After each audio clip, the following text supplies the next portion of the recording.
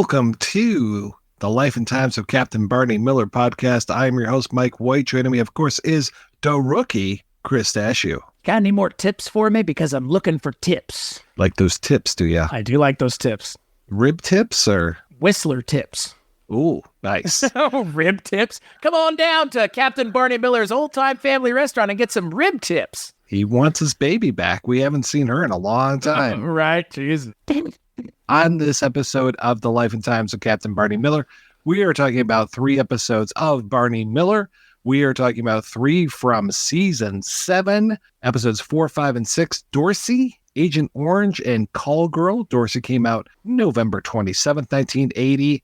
Agent Orange, December 11th, 1980, and Call Girl, December 18th, 1980. We are right at the tail end of 1980, can't you tell? Of course, we are talking about 3 episodes that are directed by Noam Pitlick, who directed Think Everything this season, which is, well, no, not everything.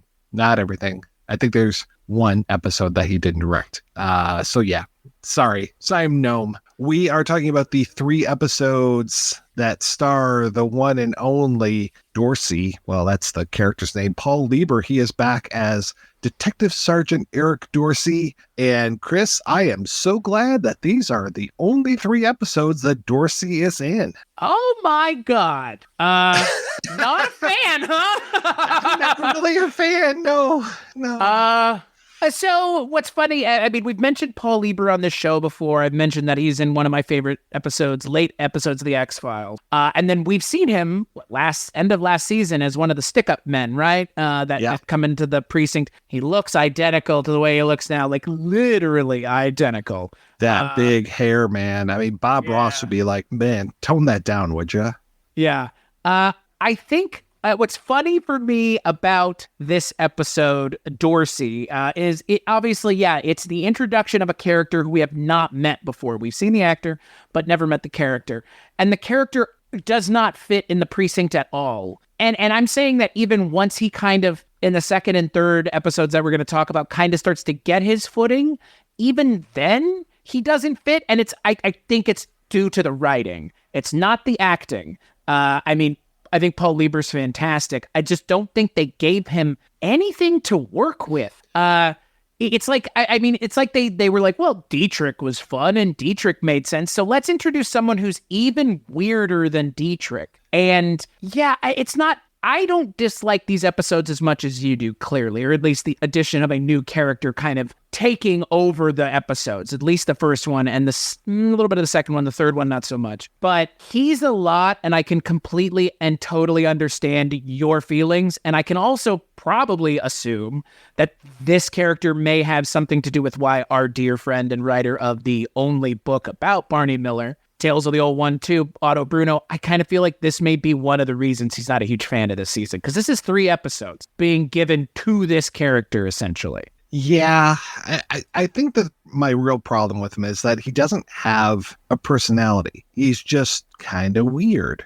He doesn't seem to have, like, Wojo's got like a baseball, and that he was a Marine, and he's got a little bit of backstory, and he's got very much a personality. Same thing with Harris. He's the writer. He's got the sharp dress. He's got all this stuff. All of these characters have things that we have grown to love. And even when Arthur Dietrich came aboard, or I'm trying to think of I guess that was, Levitt, or, any of these guys, they all have a thing. And long established thing. Yeah. He has no like, oh, well, I really like, I don't know, hockey or something, just give me a little bit of a personality.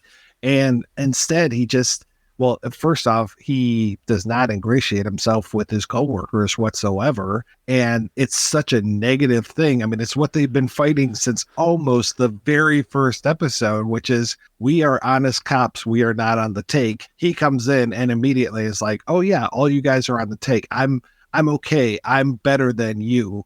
And that sets the tone for the whole character. Even in the second and third episodes, I was just like, why is this guy still here? Get this guy out of here. He doesn't belong. And that's where there's no comedy being mined here. There's no comedy being mined from the fact that he doesn't belong.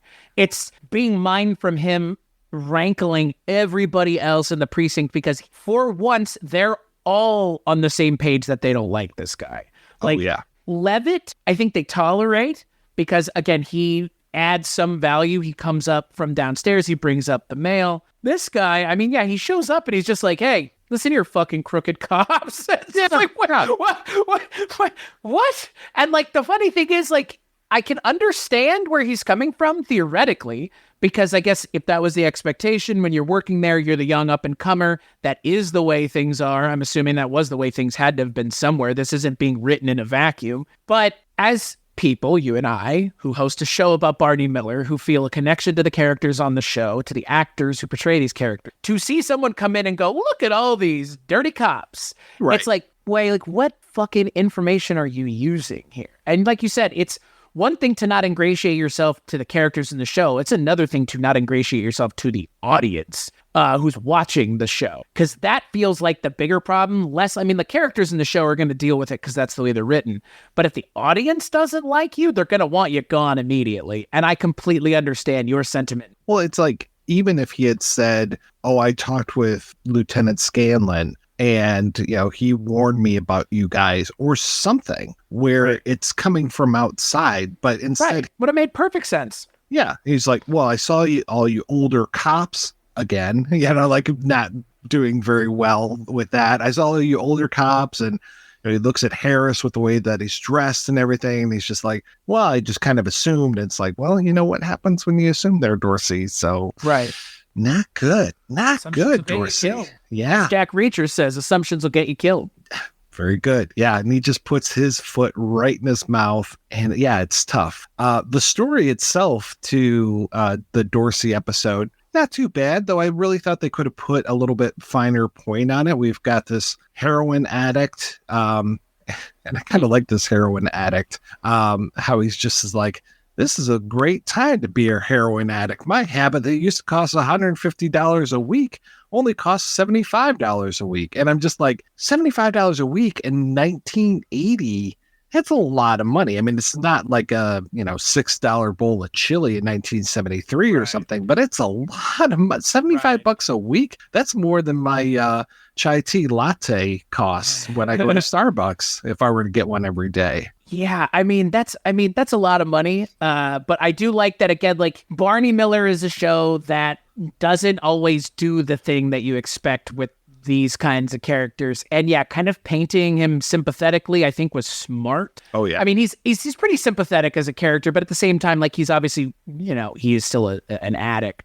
So the show has to kind of balance those two things. But I don't think it really, given the way that they've treated sex work in this show, I think this is a lot more interesting of a way to treat an addict on the show than the kind of fumblings early on with sex workers that the show had. I will say, though, I think the character of the drug kingpin, Cal Gibson's Mr. King, I think that scene's funny. Obviously, it kind of is part and parcel with the problem with this episode, which is Dorsey has to be shown that they're not dirty cops. And so Barney has to reject something that would be hard for anybody to reject, especially on like a government salary or like a policeman's salary, which is like millions of dollars essentially that they're foregoing here. But I think it's an interesting plot line. And just to your point, like Dorsey, just as much as I like the actor, he's just in the way. And it's like, why are you here? Mm-hmm. Well, yeah. And I like that Levitt asks as much, just like, what the hell, man? I should be up here, not this new guy. I'm like, yeah, you're right, Levitt. Because to defend Levitt a little bit, when he is wearing the plain clothes as a detective, he is not bad at being a detective whatsoever. I think he does a really good job. Well, and that's what I don't understand. So if everything I've read and done research about is to be correct, this was meant to be a reoccurring character. This was meant to be a new character added to the squad to be a new cog in the comedic machine that is Barney Miller. And he was such a unappealing character for the fans that he's in 3 episodes and that's it. Yeah. Yeah. Like, it's unfortunate because like it feels in a lot of ways like an extended Wojo's Girl, where like there's this thing kind of injected into this episode that it doesn't I agree with you. It doesn't work. I just give it a little bit more of a pass because I like Paul Lieber, but I feel like he got really short shrift here. Oh, like, I'd be totally. really mad. I'd be really upset if I was him for a number of reasons. I would be really upset if I was Ron Carey for a number of reasons. Like, if I was Ron Carey, I feel like I'd be pretty disappointed too. Like, again, narratively, it's a disappointment, but also like this is the logical moment if you're going to bring somebody else in to just bring Levitt in. Like, I get that the conflict that they're creating here can also be mined for comedic gold, but again, like, if the comedy were funny, I would agree, but because Dorsey is such kind of a wet blanket throughout, it's not worth defending. This is not my hill worth dying on with Barney Miller. You know what I mean? I would love to meet the person who was like, I really wish Dorsey was in more episodes. Because like I don't think that there was anybody willing to do that, clearly, at least not when the show was originally on. I mentioned the heroin addict, and I think they could have done a better job with this because they had Michael Lombard come in halfway through the show. Fucking amazing. I love Michael Lombard, and this is his third or fourth appearances, and he plays this cigarette addict, a smoker who does not want to give up the habit. He is undergoing, it's kind of like that Stephen King story, but not nearly as severe. He's going through electroshock to keep him from smoking. And the guy who comes in, Bill Adelson, played by Daryl Swearling, he's pretty good as well. He's the head of this whole thing. But you've got a nicotine addict and a heroin addict in the cell at the same time. There should have been something that was talking about drugs and what's an accepted drug versus a non-accepted drug, and talked about how, you know, one guy, he's the heroin addict, is going through withdrawals. There should have been something there about, you know, our friend going through cigarette withdrawals, and he should have been dying for a smoke, but he can get a smoke whenever he wants. There should have been, again, something like that. I would be fine with Arthur Dietrich coming in and talking about how there's this double standard in society between good drugs and bad drugs. And I would have loved had Bill Adelson and Mr. King had a discussion about how they're both, you know, one's trying to stop people from taking drugs, the smoking addiction guy, versus the other guy who loves when people take drugs. But poor Mr. King, he barely gets anything. He gets that one scene with Barney, which is a great scene. Yeah. But not nearly enough. And I mean, maybe I'm out of line, but I thought that would have been a great conflict to have these two different drugs and these two men in the cell. Well, it would have been more entertaining than having Dorsey just like go to the bathroom over and over again. Yeah. Which is literally what happens. Like, I think I came into this episode recording a little bit more positive on Dorsey, and I think I'm souring the longer we talk about it. Oh boy, I'm sorry. No, it's well, and it's perfectly fine, and it's perfectly fine because, again, like, it's in a vacuum. I thought it was okay, you know what I mean? But then listening to you talk about it, and also knowing the fan response is not incorrect. Like, the fans had a point, and there's a reason he was no longer in the show. But it's twofold. It's narratively because, like, I have to assume people were like, why not just add fucking Levitt to the show then if you're gonna do this? But also, again, like, it's like someone thought they had Arthur Dietrich's comedic timing down and that could be transposed onto another character, and it can't. It just can't. And I don't know why they were thinking it could. Right. And he's just weird. He doesn't have the intellect behind him like Dietrich does. No, and that's the thing. I mean, there's a scene between Dorsey and Dietrich where he's like telling him, like, you know, I get it. I was the new guy. I was here for 3 months before they gave me a desk. And he starts like getting angry about it, which like that's what the scene is being mined for. But Dorsey just stands there. He's just a cipher the whole time. And again, like, I don't want to see the characters that I've grown accustomed to being attacked by this outsider who doesn't know them. And like that is what it is. And I get that they're trying to create, you know, conflict, very contrived is what it feels like. It's so contrived. Yeah. Because again, like, there are plenty of other directions this could have gone. It's not trying to think that these guys are dirty cops, because like that's fucking far from reality if it's ever been one. But again, the fact that even beyond this episode, he never does anything else. Like, in the next episode, it's just the same thing. He's just kind of standing around. Yeah. standing around. Like, it's really just a bunch of standing around for Paul Lieber. Like, he's not even really doing anything, which also in and of itself is the right. Yeah, it is. And I agree with you that he was underwritten and just didn't have nearly enough to work with. I think that this could have been a much better episode with my complaints, and then with my complaints about Dorsey as well. It's just like, come on, guys. Like, it feels very half-baked for everyone involved in this. For Barney Miller, too. Like, of all the things, like, Barney Miller's never half-baked for the most part. Like, the only time it has been is something like Wojo's Girl. And that's what, again, this kind of feels like that, where it's like, you guys are kind of oddly floundering in a way that is atypical of Barney Miller. Like, I think we've said it multiple times, like, even when this show isn't the great episodes that people remember so fondly, still a pretty good 22, 23 minutes of TV. Like, it doesn't disappoint in that regard. I mean, even in this episode, there are some funny bits, like Harrison, the non-smoking guy. I mean, that is hilarious. Like, that is funny. Harris just kind of needling this guy constantly the whole time he's here in the precinct is great. But again, you have to take those small good moments with a lot of really just, again, bad writing. That's all it is. It's really just bad writing. That's genuinely where it kind of stops and starts. There's nothing Paul Lieber could have done to save this character being so underwritten the way that he is.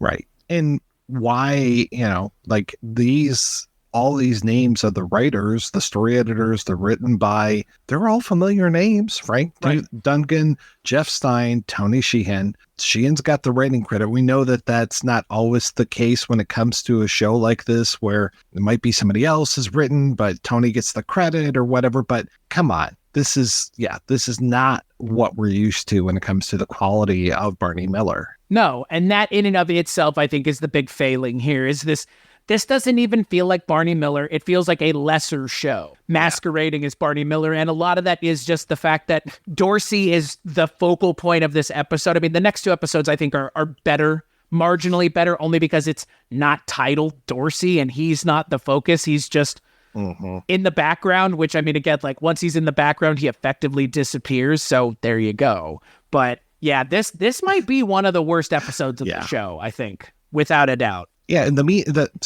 meantime, the next episode, Agent Orange, is very much something that we've seen before. It's a little bit of, Wojo on a social crusade, which I love. I kind of like these episodes, especially because they're not always happening.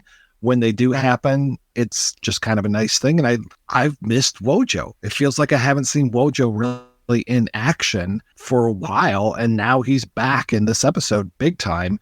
Even with the horrible wig that he's wearing, this whole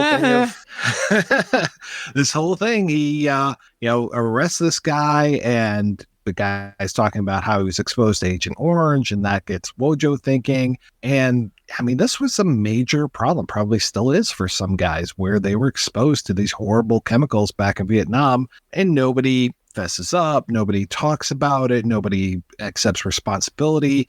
He gets these three guys in here to basically talk about who's responsible, and each one is pointing at the other person like a fucking Spider-Man meme. Keep pointing fingers at one another constantly. Yeah, I'm going to pass the buck on to somebody else. Yeah. And, it could be Ferris Bueller's dad is the guy to blame, or... I know, right? I found that immensely. I was like, where is that guy from? Oh, right. That's Ferris Bueller's dad. Right. Yeah. Or it could be the guy that worked with Murphy Brown. He might be to blame. Or it could be the third guy who I don't think I've ever seen in anything before, Robert Phelan. Or maybe I have, and I just don't remember, because apparently he was in Halloween, but I don't remember where he was in that one. So, but he didn't have a career past 1994, I guess. So I'm not that familiar with him. Oh, he's the guy that talks to Donald Pleasance outside. He's like, you don't know him like I do. With Donald Pleasance's accent. I mean, gosh. Yeah. You can't do better than Donald Pleasance in Halloween, though. I know. He had the blackest eyes, Jaws eyes. I shot him 6 times. Yeah. Yeah, he's fantastic. Yeah, why isn't he in this show? Oh man. But I will say, Louis Giambalvo, the actor who plays the Agent Orange victim, and I mean, Right. again, I think that's kind of, obviously in 2024, Agent Orange was probably not as big of a deal for people alive now. I mean, there's still people, like you mentioned, dealing with it, and obviously plenty of people in Southeast Asia have been affected by Agent Orange. Oh Jesus. Yeah. Now. I mean, I think the more contemporary comparison is what Jon Stewart has been championing, which is the burn pits that they were doing in Iraq and Afghanistan, that they were like inhaling soldiers were doing the same thing, inhaling things that they shouldn't have been because they weren't told that it was dangerous. And then all of them getting lung cancer, which is, I mean, again, and our own government right now doing the exact same thing, pointing fingers, but doing nothing, which is, great. Not great. And if you don't agree with that, fuck you. But the thing that I like about this is like you've mentioned with Max Gale as Wojo, this is where have you been? Right. For so long. And that's the thing, Max Gale's amazing in this show. We've known this. We know this. Max Gale's amazing in everything he's in, I'm sure. And this is the only thing I've seen him in, but I know that he's great in everything because he is a fantastic actor who has grounded this character who could really be unrealistic in a way that I think speaks more to him as an actor than necessarily the writing. And I think I would say the same thing about any of the main actors on the show have embodied their characters so brilliantly that I'm sure they were probably telling the writers, that's not what they would say. Oh, yeah. I feel that in this episode, because like you said, this episode is timely in a way that at the time it's timely, but I think still now, if you watch it, you can see the dysfunction that we still experience in our own government on display here in the early days of the 80s when this is just then a thing. And watching it now, it is hard to watch because we know that Agent Orange is such a thing. And realistically, the character of Wojciechowicz probably maybe died in the mid-80s, because he may have gotten cancer from Agent Orange, like so many other Vietnam veterans. And is that terrible to think? Yes, but also at the same time, the show is broaching that topic in a way that doesn't feel out of character for the show. Right.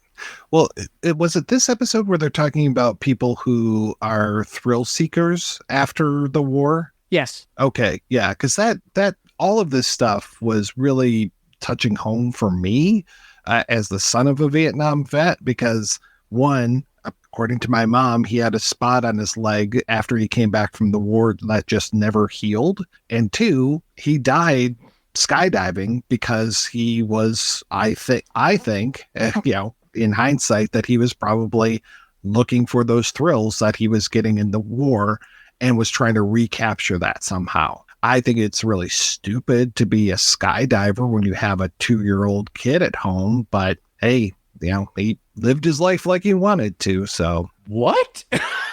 What did you not know any of this? No. Oh, yeah. This is a genuine reaction you're getting from me. What the fuck? Yeah. No, that was my biological father. He died when I was just over 2, I believe. Skydiving. Yeah. His chute didn't open. So, yeah. That's the one thing you'll never find me doing, Chris, is skydiving. I will do a lot of stupid things, but I will stay away from that one. What? Dude, what the fuck? Jesus. Yep. What a terrible way to go. Oh my, I am sorry. I did not, Jesus, wild. Whoa, dude, that's wild. Holy shit. But I would be inclined to agree with you, though. Because that is a thing. That is a thing. And chasing that, I guess what was a dangerous behavior or right. I mean, it's adrenaline rush. Yeah. Mm-hmm. I mean, it's like people that, I mean, you can be addicted to a lot of stuff, but, you can be addicted to that, the adrenaline. It's no different than being addicted to sex or drugs or anything else, or being addicted to, your life being in a constant state of chaos, which I have met that as well, which is just as miserable as all the other addictions that you either personally deal with or know someone that you want to be around them, but you understand, you've made peace with the fact that this is the way that they are. Yeah. And that's the thing about this episode. It's how much of it is their fault and how much of it is not their fault, and how much of it is the government culpable and could take responsibility for and just refuse to. And, I mean, obviously Vietnam is something that we are still talking about right now, and we will probably continue to talk about from here until the, eventual heat death of this planet. But I mean, That's insane, dude. What? Jesus Christ, man. So the one thing that rang really false for me in this episode was how upset Barney was getting by Wojo calling in these three guys. And kind of like, I understand Serrano was arrested for one thing. And, you know, you're right. It was Dietrich, I think, was talking about the Vietnam syndrome. Right. But yet Wojo focuses in on the Agent Orange, and then it suddenly becomes a personal thing for him, which I totally understand. Because he got sprayed with it. Yeah. So it's like, Barney, you really shouldn't be this upset. Plus, this is what Wojo does. Wojo goes on these like missions, you know, and this is what crusade. Yes, that's a perfect word for it. And this is a very noble crusade, Barn, that he's getting these three guys in here and having this conversation and speaking his piece. I mean, I love when Wojo gets upset, you know? Right. He hollers at these guys. No, Barn. He always gets so mad. Yeah. But it's like righteous indignation. Like it's 100% justified. And that's the thing. Like, we all wish that we could get our 5 minutes with somebody in power to give them a fucking piece of their mind or our mind. You would, I would, we all would. And it's not even the same person for all of us. It's probably different people, be it local government, state government, federal government, not even government, but your own bureaucracy within your own job that you have. You probably hate your own fucking boss or upper management or whatever. And we all want that opportunity to tell them to go fuck themselves with a pair of Wolverine claws strapped to their arms. But the thing is, none of us get that opportunity for the most part. Right. So living vicariously through Wojo Howitz is fantastic. And like you said, it's done in a way that feels real. And like you mentioned, he puts more of it on his back because, again, he got sprayed with Agent Orange. So he feels it. This feels even more personal than all the other things he's gotten upset about. Because, again, like, and we had the episode, correct me if I'm wrong, where he was like all bent out of shape at anti-Vietnam protesters, right? Right. And that like was verging on as close as this gets. But the moment he realizes he's been sprayed with Agent Orange, it goes from 10 to quote Spinal Tap to 11. He really just like, and Max Scale's performance is fantastic. It makes us forget that Dorsey's even in this episode. Oh yeah. Yeah. Dorsey has his thing. And again, Dorsey's not really making friends here. He tries, he lays out this whole spread for breakfast and all this, but then he throws out Harris's tea. It's like, what are you doing, man? If you have a problem with the tea, put it on Harris's desk. Don't throw out another man's tea. That's just rude. Yeah, it's, again, like, I don't understand why they're writing this character this way if he's meant to be ingratiated into us as fans of the show. Like, you are doing everything you can to make us hate this character. Yeah. Why? You might as well have him show up with like a swastika on his forehead and screaming about how much he hates Jewish people. Like that, they're not doing anything to make him seem like a character who needs to be here any longer. As much as I like Paul Lieber, they are just making his character for whatever reason, a walking dartboard that everyone just keeps fucking throwing darts at and hitting. And it's just like, this guy just needs to go. As much as I like him as an actor, he did not need to be past the last episode, because like now he's just melted into the background completely. Yeah, him and Mike should have gone and hung out. You know, Doris Roberts is in this episode, right? I was going to say, yeah, our B plot is Doris Roberts and Peter Hobbs back at it again. The Browers are back. I can remember him with the gold stuff. I'm trying to remember what his second scheme was, but in this one, he is now a nudist. And has moved Harriet into a nudist building. Wow. Great. Yeah. Which, hey, you know what? That's great. And I like that Barney, you know, everybody seems like somewhat okay with it. They're making fun a little, but this whole thing of them being out in public and exposing, joke intended, exposing themselves to people who are unawares. It's like, yeah, no, if you're nudist, just keep it to yourself, you know, go to a camp, do this, play some volleyball, whatever you guys do. That's great. But yeah, being in the middle of New York City as a nudist when you're like out on the roof or downstairs and your windows are open, it's like, just, yeah, keep some reps on it. You don't need to be tossing your bits and berries around. On the next episode of Bits and Berries with my Chris. I'm trying to remember what me wedding tackle. My old John Thomas. Right. Oh, you could. I mean, I like Doris Roberts, obviously. She's fantastic anytime she shows up. So did I need them playing the same characters again? Nah. Again? I mean, it doesn't, it doesn't add anything. I mean, it doesn't detract either. It's funny that these two people are constantly coming into the police station to have their like marital problems dealt with. I find that rather amusing, but I think honestly, this is one of those episodes where like the A plot was enough that you could have had a subplot focusing still on the A plot, be the B plot. Does that make sense? So like Dietrich doing something with someone in terms of the Agent Orange thing would have made more sense, as opposed to like just having these two random married people like in the middle of this kind of on a very special episode of Barney Miller. It's like, it's not, we've seen it closer before because of the rape episode being pretty much like, or the Harris incident. Those are like two on a very special episodes. But this one is that Agent Orange stuff has the same feel to it because it ain't funny. Like there's nothing funny about it. The only thing that's funny is the governmental dysfunction, but like that's also really not funny. It's not funny. It's fucking pathetic if it's anything. And so, yeah, she's been on here a few times, but she does come back at some point and play a different. Oh, I'm sorry. I take it back. Her very first appearance, she was Louise Kaufman. And after that, she is constantly Harriet Brower, even on the episode Wojo's Girl. Unfortunately, this is her last time on here. We are saying goodbye to Doris Roberts and her husband on here. So no more schemes from her crazy asshole husband. No. He didn't even know he was investing all of his money in gold. And really what you got to do is invest in zinc. That's what Richard Libertini will tell you.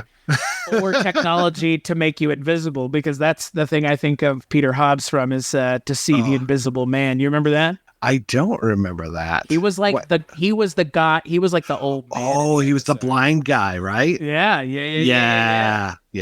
He's amazing. Yeah. I always like him. I usually associate him with another movie that we've talked about recently, 9 to 5.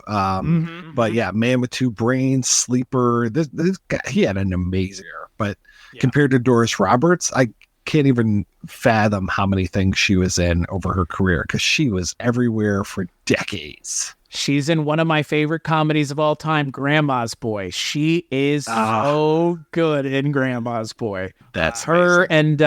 And it's her and I forget the other. Shirley MacLaine is in that movie. That's who it is. Is it? That yeah, I think so. Yeah, and then no, Shirley Jones is in that. Shirley Jones, okay. Yeah, so it's them two, and then I forget the other actress's name, but she's great. I mean, she's the emotional core of that entire movie. You're gonna love this. The other person, Shirley Knight. So it's two Shirleys and a Doris. Oh, okay.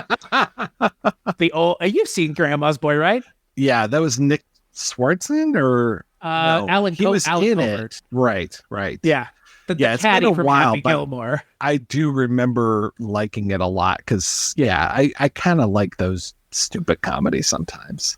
Yeah, well, and it's one of those like all of Adam Sandler's dumb little friends making a movie together, like Peter Dante, and obviously like who's going to give Alan Covert the lead in a movie other than like I mean, I love him as an actor, and I think he has great comedic timing, but like that's a thing that because you've worked with Sandler so much, but she's amazing. Like genuinely, she's really funny and really sweet. And like, again, she grounds the movie in a way that, again, only someone who is as talented as Doris Roberts, who, again, we didn't even mention. I mean, like, I think most people my age would know her from Everybody Loves Raymond because she's the mom, right? Yeah. It was her and Peter Boyle, no? Right, correct. Right. Like, I mean, that alone, the cast of that show alone. And then you have her and Peter Boyle, like, Jesus Christ. There's a reason that show ran for so long, and it wasn't just because of Ray Romano. So I don't know what that was supposed to be. I think it was all Brad Garrett myself, but. Yeah, that's fair. Yeah, and that's the only time, other than the whole breakfast spread, that I remember Dorsey even being in this episode, is when he's freaking out that Doris Roberts is going to walk out into the precinct naked. And I love when Harris just walks up and knocks on the door. All right, Mrs. Brower, come on out. And she comes out fully clothed, just like, I was just making a point. I'm like, yeah, Harris is smart. You're not, Dorsey. Yeah. Though, of course, Harris has been exposed to these lunatics 3 times before. Yeah, that's the other thing. I mean, like, well, that's the other thing. What's funny is the way Lieber reacts to it, like his character. It feels out of step with the rest of the precinct because like they get it, and he's like, "Blah." It's like, Yeah. no, you don't understand. Like, this is commonplace, my friend. Like, this is like not even that big of a deal compared to some of the yo-yos we get in here. Like, they're not pretending to be Jesus or possessed by ghosts. Like that's like a Tuesday for us. So, which I wish they would acknowledge that. I wish they would have acknowledged that in the show. Just been like, you won't believe the shit that we've had to deal with here. Like, and like that, like Dietrich, because like Dietrich kind of like starts getting into it a little bit, and he stops when he's like, 3 years I had to. But can you imagine if he was just acknowledged any of the things that they've had to deal with to this guy? That would be enough to Winston Zeddemore force this guy to run away. Like, be like, I'm not okay with this. No, thank you. Right. Yeah. And then I don't know, maybe Dorsey finds his calling, pun intended, in the next episode with Call Girl, where he seems very taken with this 14-and-a-half-year-old hooker. Okay. Yes. Sure. I don't understand. I like her in here, Rhonda Halleck, the character played by Tasha Zemras. I don't know why she's in this episode, other than to give like quips here and there. She's the African-American hooker that comes in with the other hookers, and it's like, I don't get that. I don't know why she's there. Like, they run in the high-class prostitute, and that opens up this whole can of worms for Barney, where he's getting calls from judges that know that their names are in this little black book. How odd that we watch this episode the same week that Epstein's flight logs become public, right? I know, right? What's old is new again. And then you've got the younger hooker that Dorsey is just like, why are you doing this? And then he eventually bonds with her over Missile Command. Okay. Yes. Here's the zeitgeist, guys. It's video games coming in. Games, guys. What a like, weirdo. Yeah. What's up? Hello, fellow kids. Like, Jesus Christ.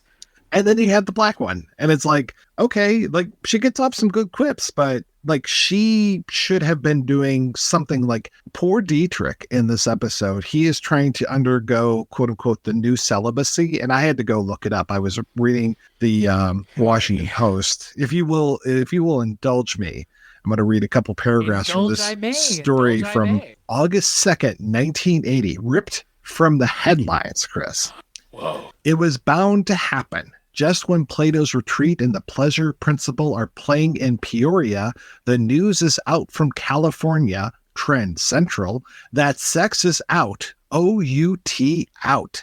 Celibacy, which used to be for everyone but monks, nuns, shakers, men recovering from hernia operations, and teenagers with terminal acne, is in. Don't laugh. According to author Gabrielle Brown, celibacy is the only sane reaction to the sexual revolution of the last 2 decades.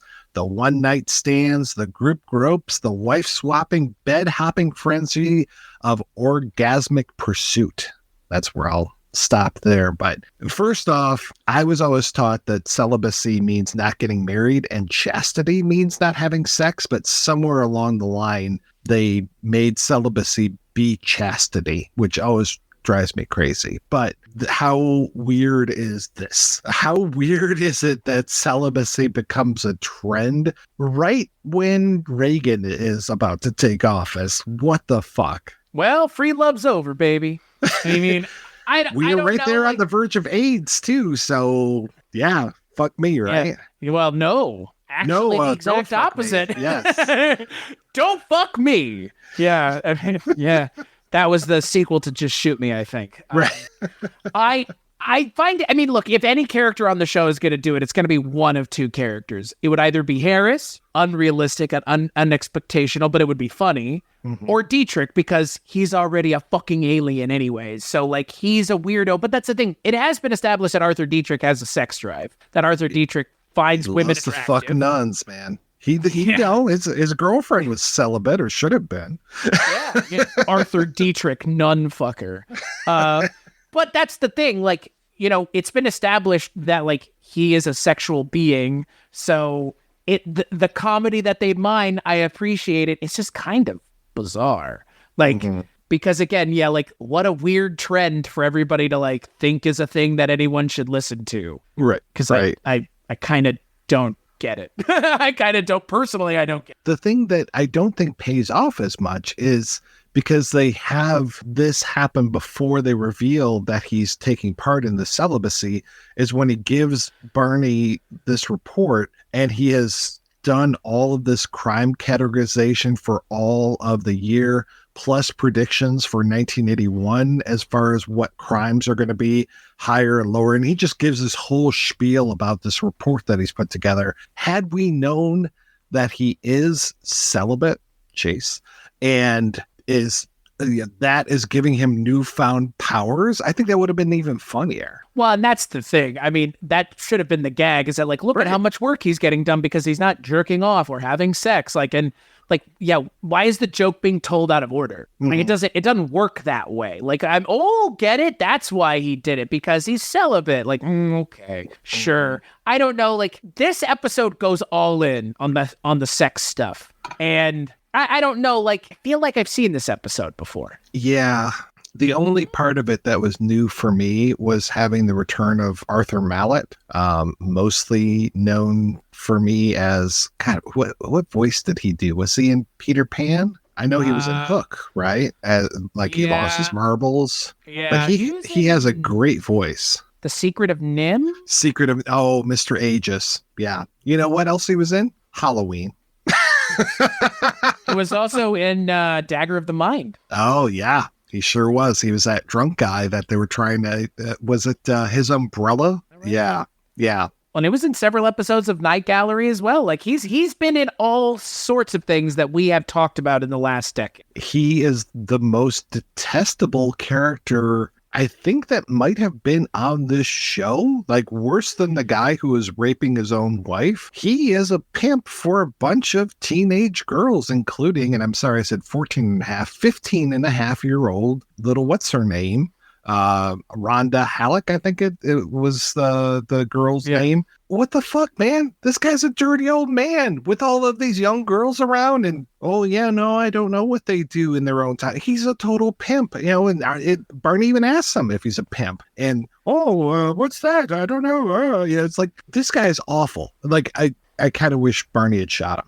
Oh, I mean, my headcanon, because again, this is the last episode that Paul Lieber is in. My headcanon is that Dorsey goes and kills him and gets locked up because of it. There you go. I mean, because again, like, he is kind of making it his personal mission at the end of this episode. Oh, yeah. Yeah. To be like, I'm going to be on you like ugly on an ape, which is a great line. It is good. Great line. But like, you could see why Dorsey doesn't come back, I guess. I mean, that's the thing, like, for a character who's so underwritten, what an ignominious way to be written off the show. Yeah. Like, nothing. I don't know if there's going to be anything in the next episode. I mean, he's not in the next episode, but given the time and place that this show is being written and the expectations of the audience, I don't think they necessarily have to address why he's not there anymore. No, he'll go away like Mike. Yeah. Or like Amengual, like Chano. Yeah. Oh, Chano just left. They literally, I mean, probably he's Chano still on the board. Yeah, he still works for the police department, but he's just not there. Same with Wentworth, I mean, Fish even. Like, Fish, they kind of obviously gave some fanfare, and Jack Sue was a different situation, but Amengual and Wentworth just left. Like, but yeah, Amengual is still on that board, so get out of here. I don't know, like, this was an experiment that failed. Similarly to Wojo's girl, Dorsey is another failure. But hey, at the time and place when this show was being written and aired, this was the way you did that. This is the way you add new characters, and this is the way you create spinoffs. It's just fucking force that shit in. Like, we're just gonna, new character, here you go. And it's like, now he's gone. Okay. Like, that's the weird part. Like, the way he's introduced is one thing, but the way he gets poochied out of the show. I mean, effectively, like, at the end of this episode, they might as well have had him just, Dorsey died on the way back to Dietrich's home planet.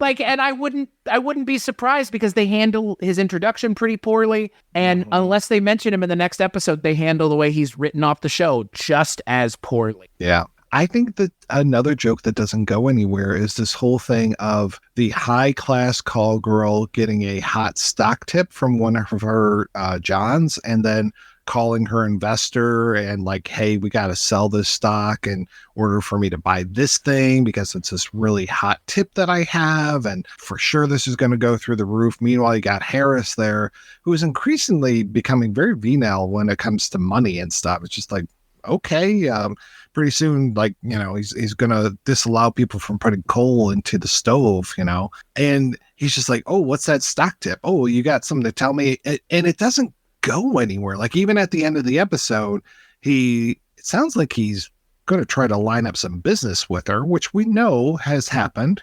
Dorsey isn't all wrong. There is some untoward things going on, some law breaking, some scofflaws in here. They're engaging in prostitution, which both Chris and I completely abide by that. Sex work is real work. That's great. But hey, man, she's not going to tell you that stock tip. And you could have tried like 10 other, reasonably 3 other ways to get her to tell you that. And I would have appreciated a little bit more humor as far as like, just do something with that. But it was like implacable witness versus police detective, and he just keeps trying the same tactic over and over again. I mean, I like more the idea of Dorsey saying to Barney, oh, that's why men your age fuck 14-year-olds, bro.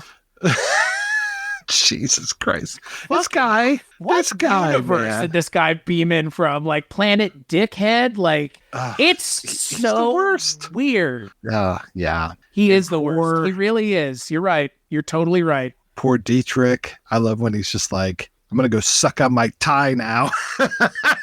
What the fuck? Well, the way the episode ends is just as fucking strange. Oh, that's Harris great. is about to tear up the sex worker's card, and Dietrich just goes, no! And it ends with him saying no. Like the freeze frame. Oh, God. Everybody, Barney Miller will be back next week with more episodes not starring Paul Lieber, because, yeah, by the end of this recording, I am on board with the Dorsey was a bad choice brigade. It's just like, the more we talked about it, the more I realized like there's just no getting around it. Like, there's no getting around it. He does not fit in this show. No. I wanted to like you. I like the actor, but he was just, they did him dirty. They definitely did him dirty. He's someone that, like, I would be curious if he would, like, talk about his time on the show. Because I would love to know, like, what the expectation was initially. Like, he was going to just be a new cast member? Yeah. Just bring him in. Oddly, in the 3rd episode or 4th episode of the first season, fourth episode, it's like, why didn't you start the season with this guy? And you wouldn't have to have an explanation at all. He could just be sitting at Nick's desk. Right. And they walk in and they're like, who the hell is this guy? Right. He could have been assigned when they became the homicide department, Oh, yeah. Give yourself plenty of opportunities to do that. Or just introduce him by forcing him into our lives. He's coming over from the 20th. He's their only homicide detective over there. So he's going to teach you guys how to do this because you don't deal with these violent crimes that often. Something. God damn it. I hate when I rewrite these episodes. Well, and the thing is, it's like, it's not like we're really having to like flex our brains too hard. It's like, why didn't they just do the obvious thing? Exactly. Yeah. What a weird choice. Very weird choice. And such a weird choice for a show that doesn't really make this kind of weird choice very often, if ever. The show is never this inconsistent, but these 3 episodes are inconsistent primarily because they have this looming threat of this weird character that nobody wanted and nobody asked for being introduced. And then, being just summarily done away with by the end of these 3 episodes. Like, we're never talking about Dorsey again, at least not in terms of him on screen. He's not coming back for the final episode to, hey, everybody, remember me. And the show ends with Harris shooting him. Freeze frame. It ends with like, I want you to meet my new bride. She just turned 17. Yeah. Dun, dun, dun, dun, Rhonda, come on out. Yeah. Yeah. It's so strange. Such a weird choice. And then to like make him somewhat like lasciviously pedophilic towards the end is just like fucking just as strange of a choice. So yeah. Oh boy. Boy. Otto, if you're listening, I get it.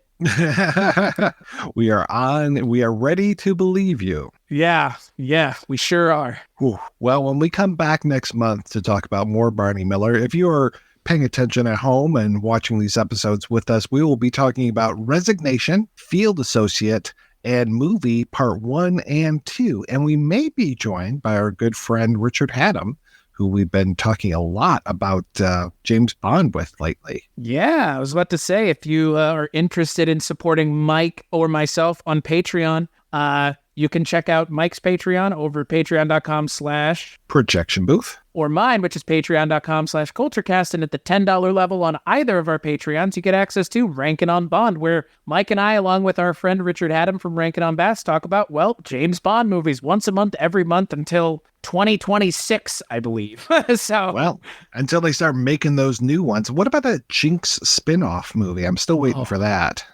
That's the one. That's the one that I've been waiting for since the day that they announced it. Oh boy.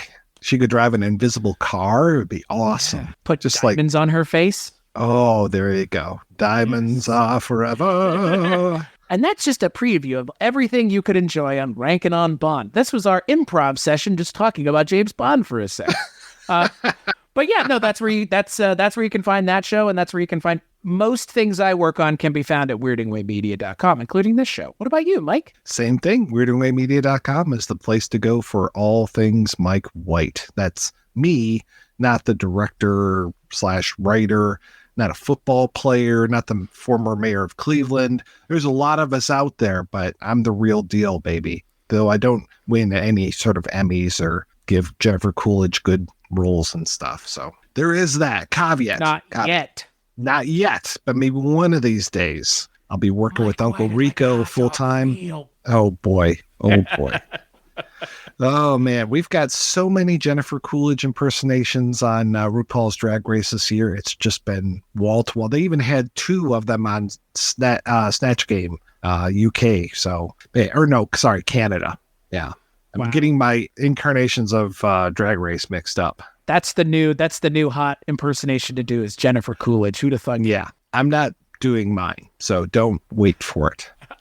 So until we come back, I want to thank John Walker for a theme song. I want to thank everybody for listening. All those people that have rated and reviewed the show over on iTunes. Thank you so much for doing that.